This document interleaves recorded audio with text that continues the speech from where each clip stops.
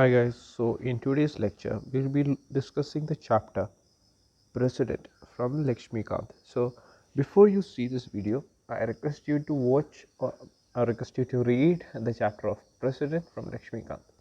Okay, Article 52 to 78 in Part 5 of the Constitution deals with Union Executive.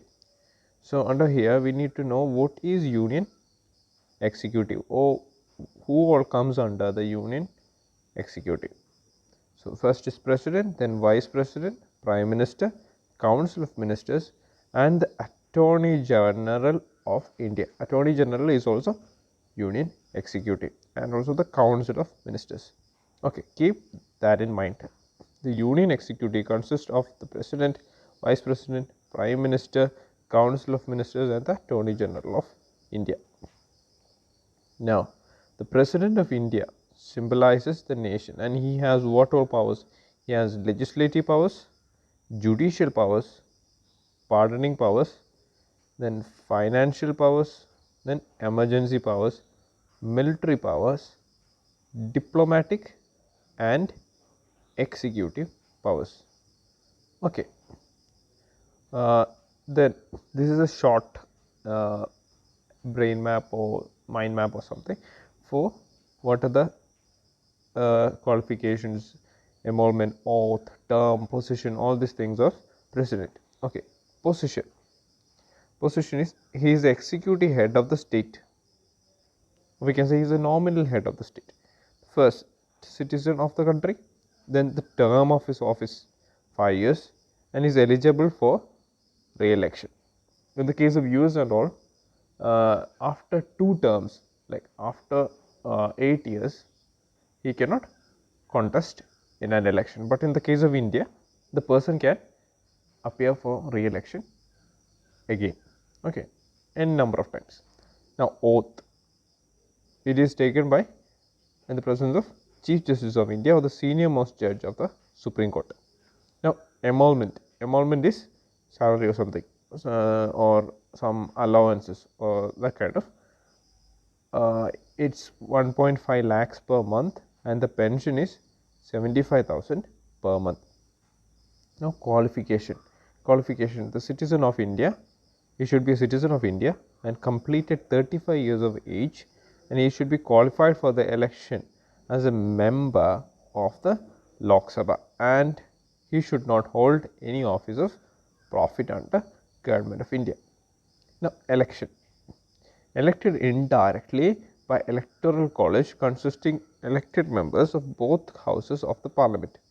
That is, we have state and state legislatures also. So, he is indirectly elected. Okay, he is indirectly elected by both the houses of the parliament and also the state legislative assemblies. Now, following formula, I will discuss it in the coming sessions. Okay, vacancy. Vacancy is on expiry of term or by death, resignation or by impeachment. Now, other powers are executive, legislative, judicial and emergency powers. Okay, we will discuss it in the coming sessions. Okay, this one, right? Election.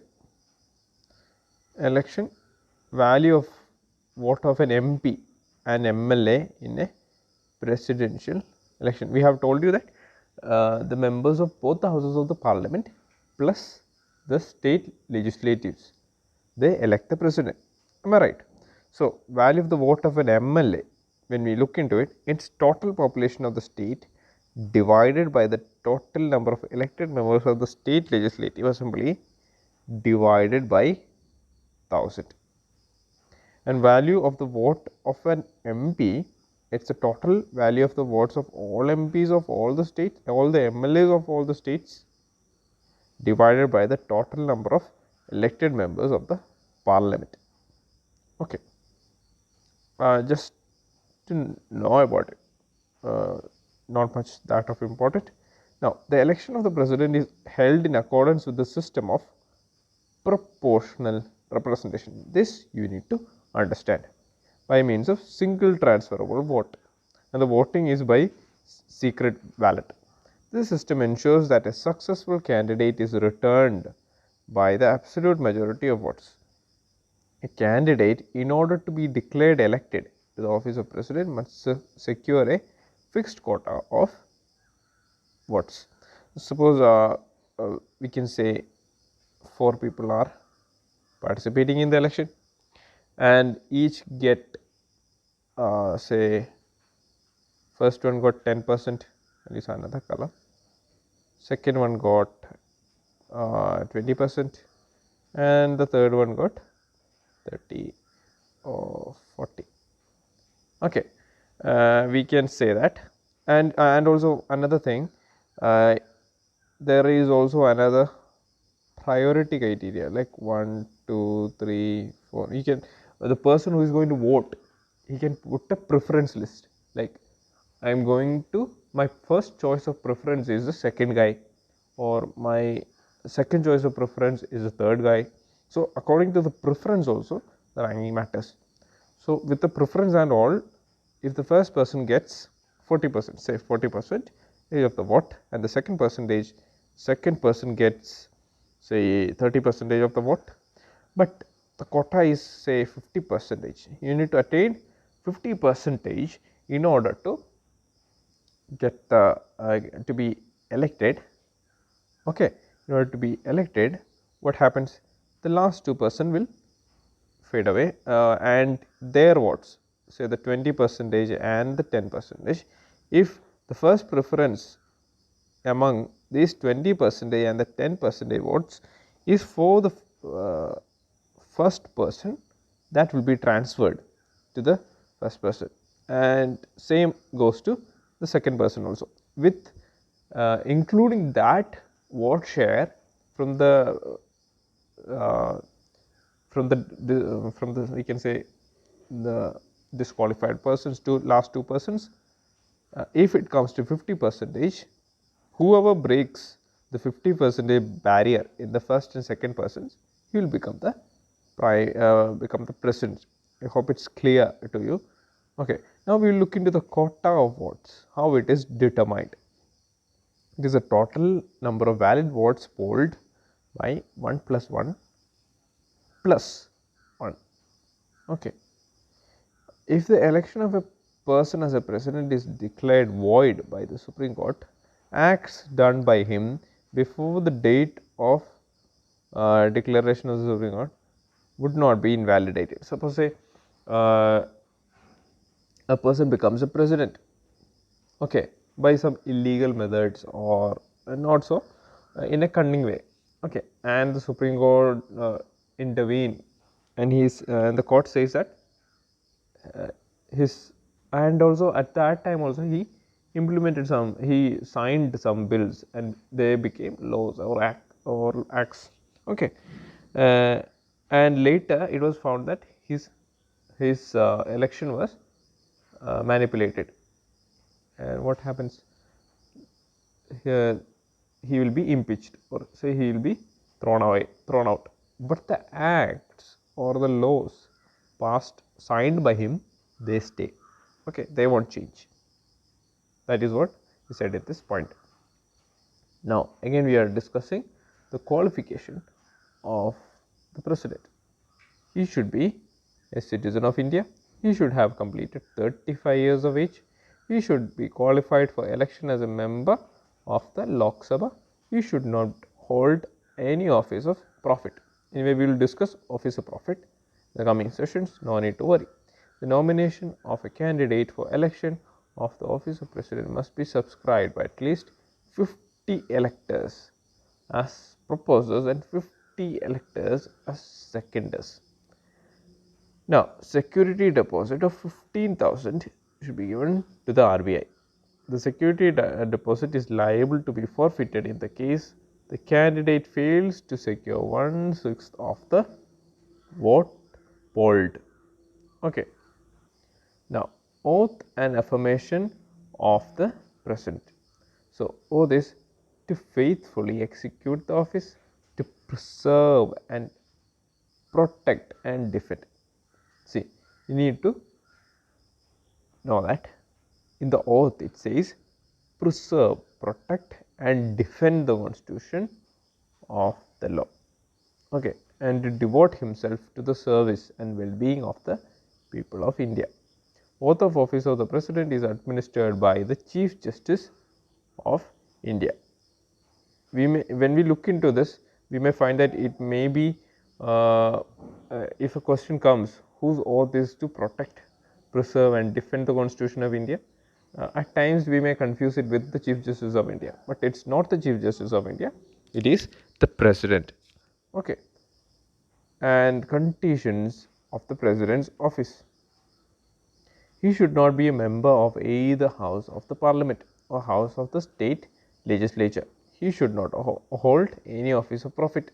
He is entitled without payment of rent to the use of his official residence, that is Rashtrapati Bhavan. Okay, he did not have to pay any rent for it.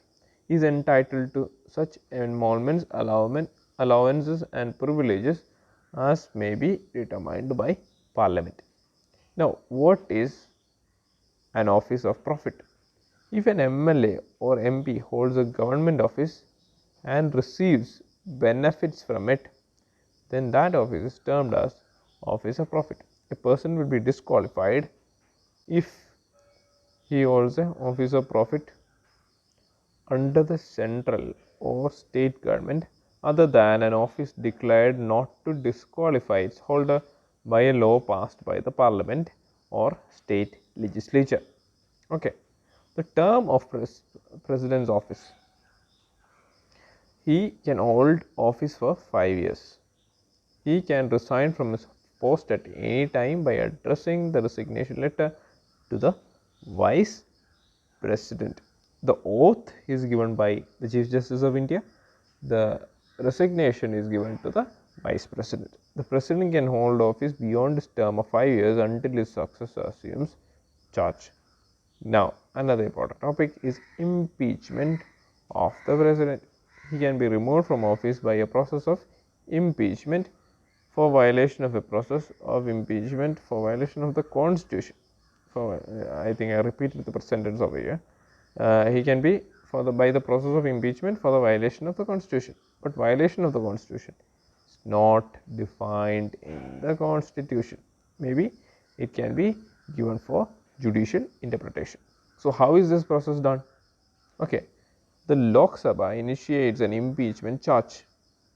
Okay, the impeachment charges are signed by 1/4 of the members of the Lok Sabha, and a 14-day notice is given to the President of India.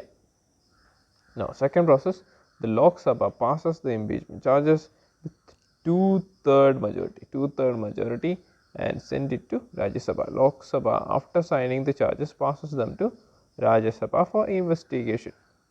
Now, in the Rajya Sabha investigates the charges. While Rajya Sabha is investigating the charges, the President has the right to sit in the proceedings. In the Rajya Sabha, the President has the right to sit in the proceedings. Rajya Sabha agrees to the charges and passes it with two-third the majority, and the President stands removed. Important is that the majority is two-third in both the houses. Okay, and also if the impeachment process is initiated, it should be signed by 1/4 of the members of the Lok Sabha. Now, powers of the President.